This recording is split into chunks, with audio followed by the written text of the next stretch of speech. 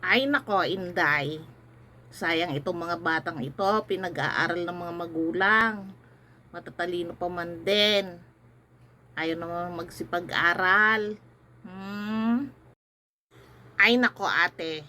Meron nga akong kaibigan. Sobrang talino, kaya lang gusto niya mag-aral pero wala siyang pang-aral. Kaya nagtrabaho siya do sa airlines. Kaya lang ang trabaho niya ay tagalines ng eroplano. Kaso maaga siyang binawian ng buhay sa sobrang katalinuhan. Oh, bakit? Ano nangyari? At binawian siya kaagad ng buhay. Kasi nga ate, habang naglilinis siya ng eroplano, nakakuha siya ng isang libro.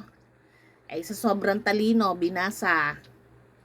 Ang sabi, kung gusto magpalipad ng eroplano, ay gawin lang ang mga sumusunod. Kaya yon ginawa niya. Oh, pagkatapos, ano nangyari? Ayun, eto nga ate. Palilipad din na niya yung eroplano. Binasa na niya ang libro. Ang nakalagay sa number 1 ay pindutin ang red na button sa kaliwa. Yon. Pagkatapos, habang lumilipad na yung eroplano, ang nakalagay naman, para maging panatag ang paglipad mo, pindutin mo yung buto na kulay green. Yon, di nagpapalipad na nga siya ng eroplano, masaya siya doon. Nagkataong gusto na niyang bumaba. Ito na ate, binasa na niya yung pangatlo.